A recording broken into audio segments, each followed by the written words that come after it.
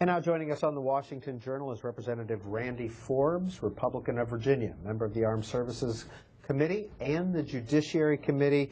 Just to continue the conversation that we've been having this morning with our viewers and our guests, Congressman Forbes, as a member of Congress, member of the Armed Services Committee, member of the Judiciary Committee, 7 terms, I believe you've been in Congress, 14 years or so, 12 years. How much did you know about what has been revealed about the NSA and phone records and data mining?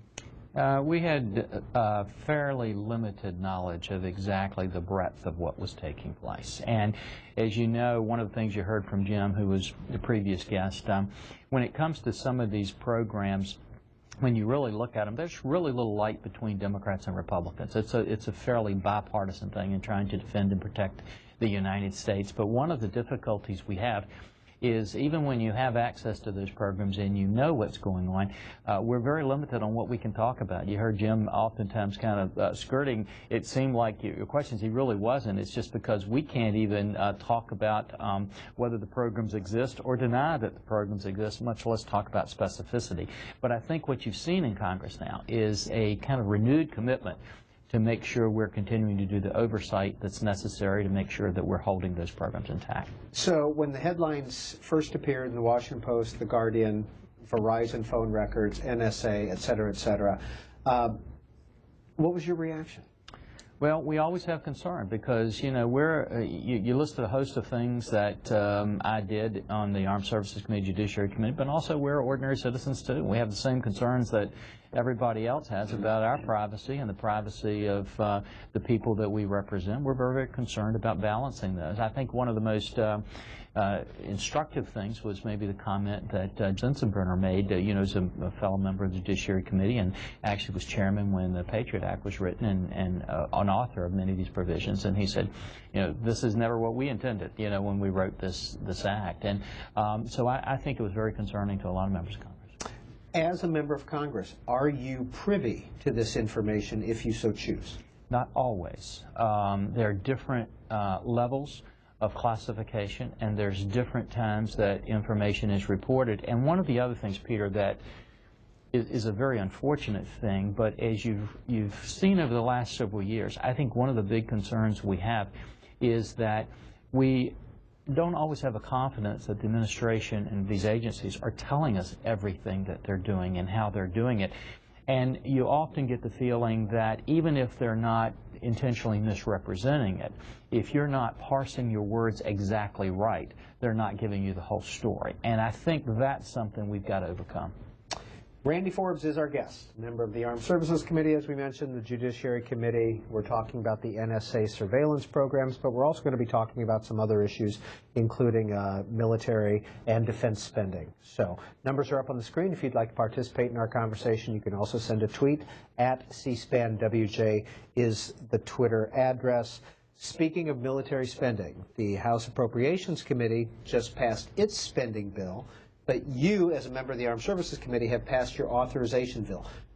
Very quickly, what's the difference between authorization and appropriations, and why are they different amounts?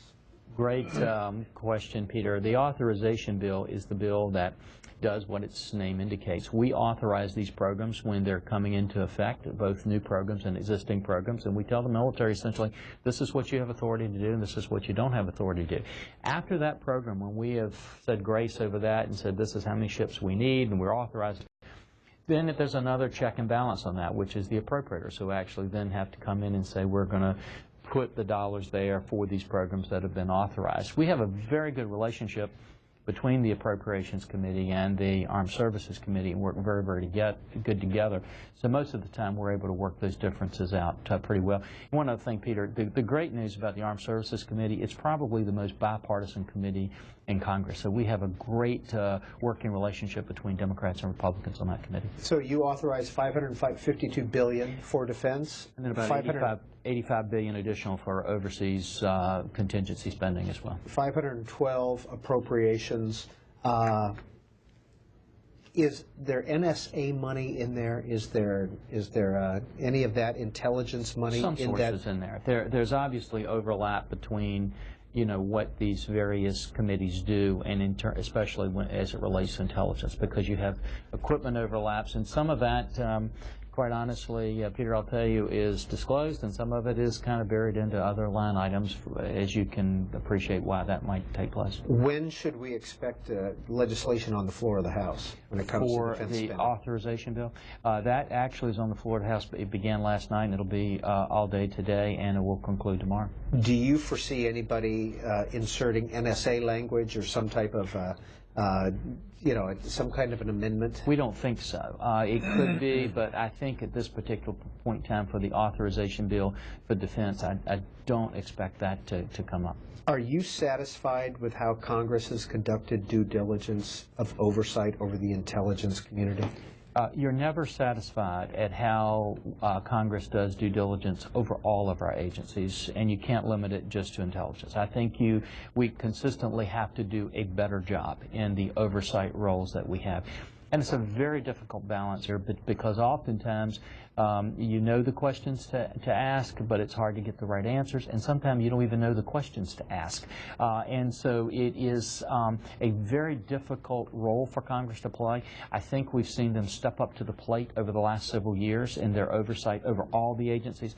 I think we're going to continue to be very, very fervent in our oversight roles as we go forward. As someone who represents southeastern Virginia, you represent a lot of shipbuilding, a lot of military and federal employees and contractors, many of whom may know more than you do about intelligence operations. That is true. It's unlikely that most of them will. I mean, because we do have a pretty high clearance, especially given the fact that I chair a major subcommittee for the Armed Services Committee, which gives you an even additional classification. But it's very important that you're consistently learning and making sure that we are holding accountable the people who are there to protect and defend us, because if you let power go without any accounting for it, we can get some bad consequences there. Are you hearing from your constituents on this issue? Obviously, our constituents are concerned about this. I hear from members of Congress about this, and you can tell from your callers that it's a big issue. But I think one of the things, Peter, too, is the American people have a right to have two things. First of all, they need to have the right to know that their government is not going to be abusing their civil rights and their civil liberties. And they've got to have a confidence in two things. One, that that's not going to take place. But secondly, that if it takes place, that they're going to get true answers that it did take place, and so how to correct it. I think one of the things we've seen over the last few years is we've developed this mentality within, I think, the administration and government that kind of the end justifies the means. And we see that with the Internal Revenue Service, with the State Department, maybe in some aspects with the intelligence community. And that's a bad place for us to be. We've got to change that. Second thing is, we've got to make sure that our agency heads are forthright with us and making sure they're answering that. So American people have a right to that.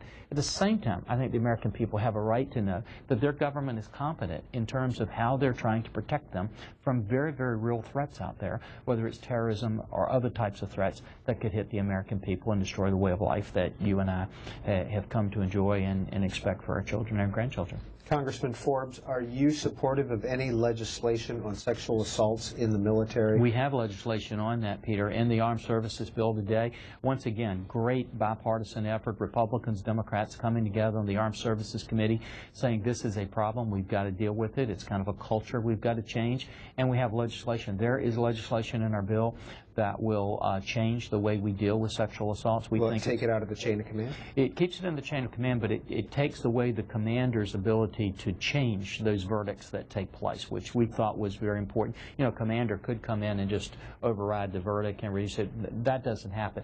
Also, we put teeth in the law by giving minimum standards and guidelines on penalties that can take place. We have basically a zero tolerance principle that's coming into place, and we give a lot more protections for victims to make sure that they have options and that they're not afraid to do this reporting and when it comes up. And we're talking with Congressman Randy Forbes, a Republican of Virginia, and Clay in Jacksonville, Florida. On our Republican line, you're first up. Hi. Since the government's willing to deceive Americans on this NSA issue, why couldn't the same be true about what really brought down Building 7 on 9/11, since there's overwhelming evidence that explosives were used to bring it down? You don't need to comment on that if you don't want to. You're more than welcome to, of course. But do you feel that the NSA